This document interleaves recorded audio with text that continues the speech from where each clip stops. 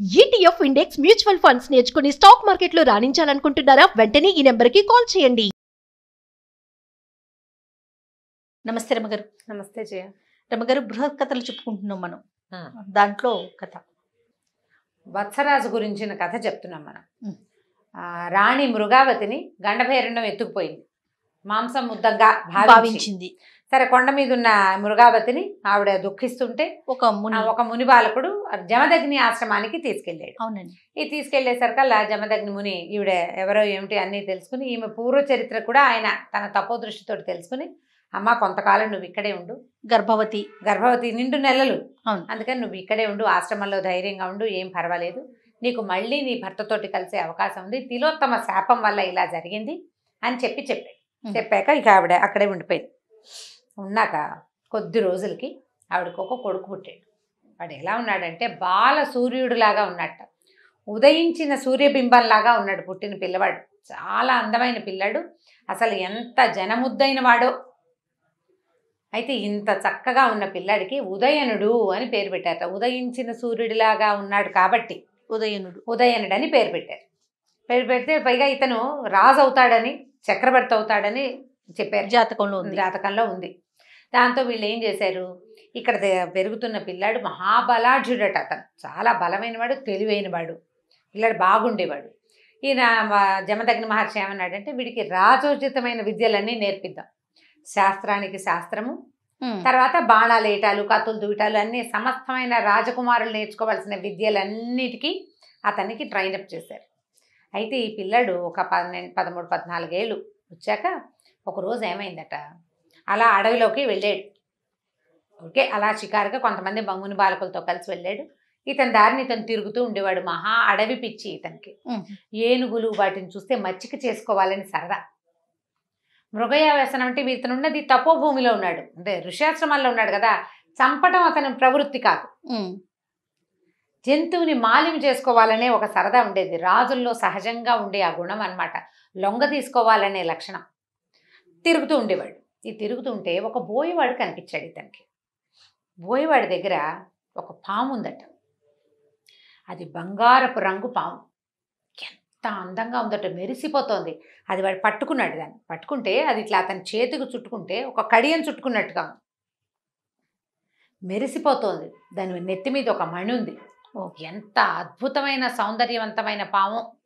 అక్కడి నుంచి ఇతను అడిగాడు, ఏం పాము ఇది, నువ్వు ఎక్కడి నుంచి పట్టుకున్నావు, ఎక్కడిది ఇది నీకు అడిగేసరికల్లా అన్నాడు, బాబు పాములు పట్టడం నా వృత్తి, పాముల కోసం వెతుకుతుంటే కుబుసం విడుస్తూ ఉండగా దీన్ని పట్టుకోగలిగాను, కుబుసం విడిచేశాకైతే ఇది పవర్ఫుల్గా ఉంటుంది, నన్ను కొట్టేసేదే, విడుస్తోంది, దాంతో నేను పట్టుకున్నాను, లొంగిపోయింది నాకు అని చెప్పాడు. చెప్పేసరికల్లా ఆ పాము ఒక రకంగా ఏడుస్తున్నట్టుగా అనిపించింది ఇతనికి.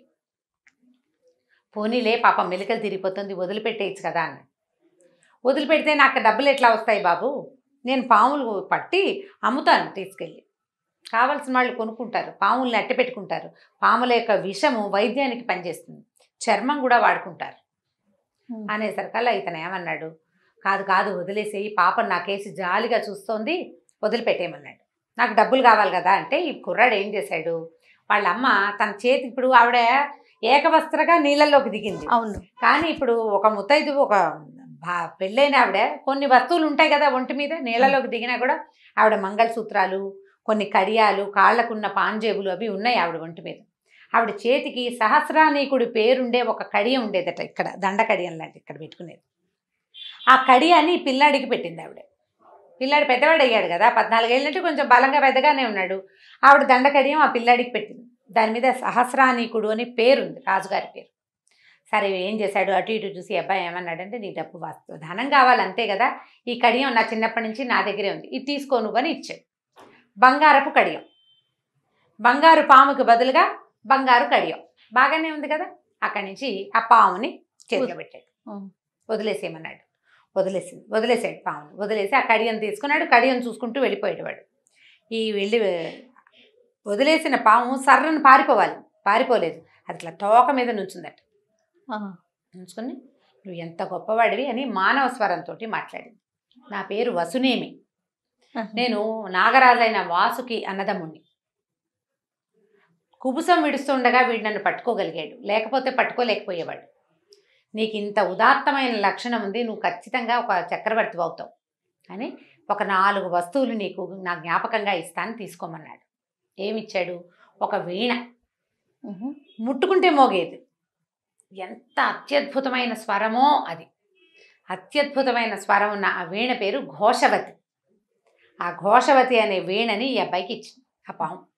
ఘోషవతి. అక్కడి నుంచి ఒక తాంబూలపు తీగ, ఎప్పుడు పచ్చగా ఆకులు ఉంటాయి. ఆ తాంబూలం వేసుకుని మాట్లాడితే ఇతరులు వశమవుతారు. ఆ ఆకులకు అలాంటి శక్తి ఉంటుంది. తాంబూలపు తీగ, ఎప్పటికీ వాడని ఒక పువ్వుల దండ, అక్కడి నుంచి ఒక తిలకం, బొట్టు. ఈ తిలకం ఏంటంటే ఆ తిలకాన్ని ధరించిన వాడికి సర్వసమోహన శక్తి ఉంటుంది, ఇతరులని వశం చేసుకోగలిగే శక్తి ఉంటుంది ఆ బొట్టు కనుక ధరిస్తే. ఈ 4 వస్తువులు ఇచ్చింది. ఇచ్చేసరికల్లా తీసుకున్నాడు. ఆ పామే ఇతన్ని ఇక్కడి నుంచి తీసుకెళ్ళి ఈ ఋష్యాశ్రమంలో దింపేసింది. దింపేసిన తర్వాత తల్లికి చెప్పాడు, ఇవి ఇలా వచ్చినాయి, ఇలా జరిగిందంటే ఈయన జమదగ్ని మహర్షి చాలా సంతోషించాడు. ఆ వీణావాదన నేర్పించారు అబ్బాయికి.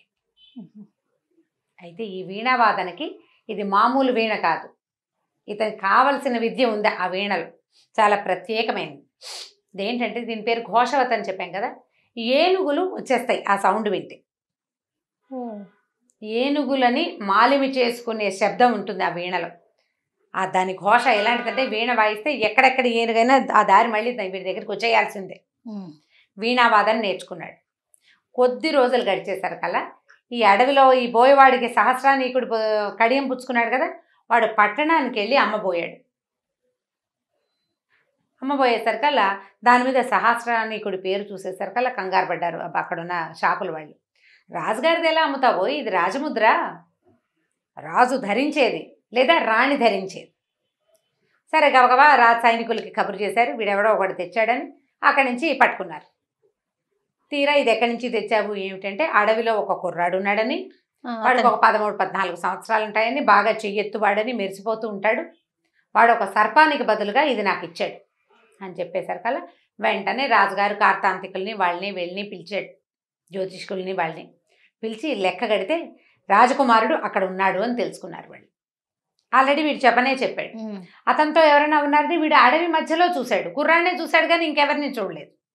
సరే వీళ్ళు ఏం చేశారు, ఆగమేఘాల మీద రాజుగారు కొంత సైన్యాన్ని కొంత పరిజనాన్ని వెంట పెట్టుకుని తన భార్య ఎక్కడ ఉందో ఏమో 14 ఏళ్ళు ఆమె కోసం అలమటిస్తూ బతికాడు ఆయన.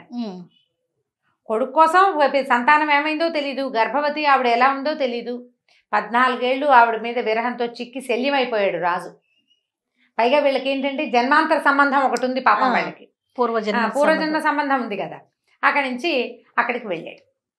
ఈ వెళ్ళే దారిలో ఈయనకి విదూషకుడు చెప్పిన కథ ఒకటి ఉంది, అది మళ్ళీ ఇంకొకసారి చెప్పుకుందాం. అది ఇంకా 2-3 భాగాలుగా చేయొచ్చు, ఆ కథను కూడా తర్వాత చెప్తాను. సరే ఒక చోట విశ్రమించి మొత్తానికి ఆ అడవిలో ఉన్న జమదగ్ని ఆశ్రమానికి చేరారు. అక్కడ భార్యను కలుసుకున్నాడు ఆయన.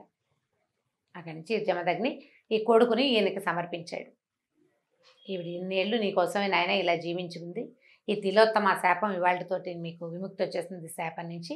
ఇదిగో నీ కుమారుడు రాజు అవటానికి సిద్ధంగా ఉన్న యువరాజు, తర్వాత ఏమో ఇదిగో నీ భార్యని కొడుకుని అప్పచెప్పాడు.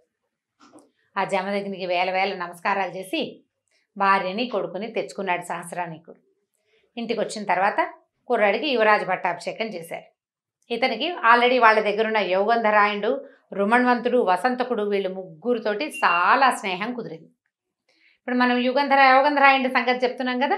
ఇప్పుడు ఈ సందర్భంగా మనం ఒక విషయం ఏం చెప్పాలంటే, సంస్కృతంలో మంచి మంచి నాటకాలు ఉన్నాయి చేయ. ప్రతిజ్ఞా యోగంధరాయణం అని ఒకటి, స్వప్న వాసవదత్తం అని ఒకటి, రత్నావళి అని ఒకటి. ఈ 3 ఈ వత్సరాజు కథలే, ఈ ఉదయనుడి కథలే అన్నమాట. ఈ 3 కథల్లోనూ ఇదే వత్సరాజు, ఈ ఉదయనుడు, యోగంధరాయుడు ఉంటారు. ఇంకా కొన్ని క్యారెక్టర్లు యాడ్ అవుతాయి. ఈయన భార్య కూడా వస్తుంది. స్వప్న వాసవదత్తం అనేది కూడా ఒక బ్రహ్మాండమైన డ్రామా, చాలా బాగుంటుంది. ఈ వాసవదత్త ఇతని భార్య అన్నమాట. ఆవిడ ఎలా భార్య అయింది అదంతా ఈ కథలోనే వస్తుంది. దీన్ని బేస్ చేసుకునే ఈ 3 డ్రామా, భాసనాటక చక్రంలో కొంత నాటకాలు ఇవి, అట్లా చాలా ఉన్నాయన్నమాట. మంచి మంచి నాటకాలు ఉన్నాయి ఈ కథ బేస్ తోటి. ఈ నేను చెప్పాను కదా, యోగంధరాయుడు చాలా అద్భుతమైన మంత్రుల్లో ఆయన ఒకడు. రాజుని చక్రవర్తిని ఎలా చేశాడు, అనేది ఆ కథల్లో వస్తుందన్నమాట. సరే ఇప్పుడు వచ్చారు, ఈ ఇంటికి వచ్చేసాడు, యువరాజుని చేశారు. వీళ్ళతో పాటు సరదాగా కొంతకాలం చక్కగా వాళ్ళతో స్నేహం చేశాడు. బాగా వీళ్ళ చెలిమి మంచి బంధంతో చాలా ఫ్రెండ్లీగా ఉండేవాడు. ఇంకా కొంతకాలం గడిచాక రాజు భార్యతోటి కొంతకాలం కలిసి ఉన్న తర్వాత ఈ పెద్దవాడైపోయాడు అబ్బాయి అని చెప్పేసి పిల్లాడిని రాజుని చేశారు. ఉదయనుడిని రాజుని చేశారు. రాజుని చేశాక తను భార్య ఇద్దరు కలిసి దేహాంతం కోసం వాళ్ళు వనవాసానికి వెళ్ళిపోయారు.